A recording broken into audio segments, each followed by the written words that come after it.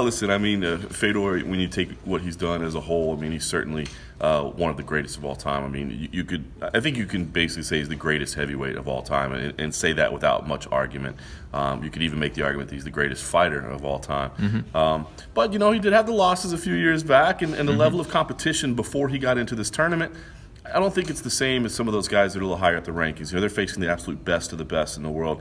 Now, this fight would be interesting. I know that Ryan Bader is not a heavyweight, but he's very, very accomplished. He's not a small light heavyweight by any stretch of the imagination. So I'd be interested to see what kind of impact this would win depending on his results. So listen, it's difficult to stay at the very top of the list. It's amazing that he's even where he is. Listen, if Fedor Emelianenko wins this tournament, he'll be in a very interesting position, right? Because I think when we see our MMA heroes, we want them to go out on a high note. You know, what better way would there be than to come in, win this Grand Prix, you know, put the heavyweight title on one shoulder, put the Grand Prix title on the other shoulder, and then walk away. But if you beat a guy like Ryan Bader, who's a very, very accomplished athlete, then you prove to yourself that, hey, I still got something left. I can still do this. So, listen, I would love to see him go out on a high note if that's the way he wants to do it, but that man has earned the right to do whatever he wants. With what he's accomplished in the sport, far be it for me to tell him to walk away. Yeah, I mean, Fedor is a legend of MMA. There's no question about it in the United States.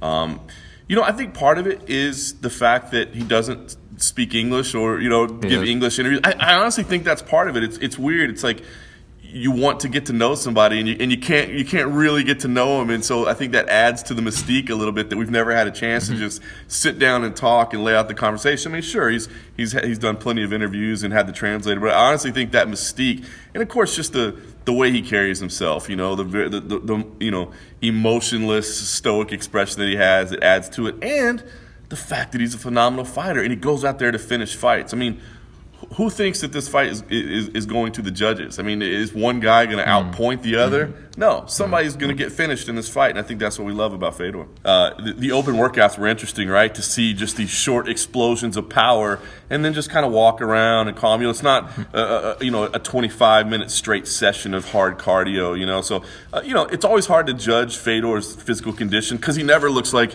the bodybuilder on the poster. You know, he doesn't look like Czech Congo with the muscles and that sort of thing.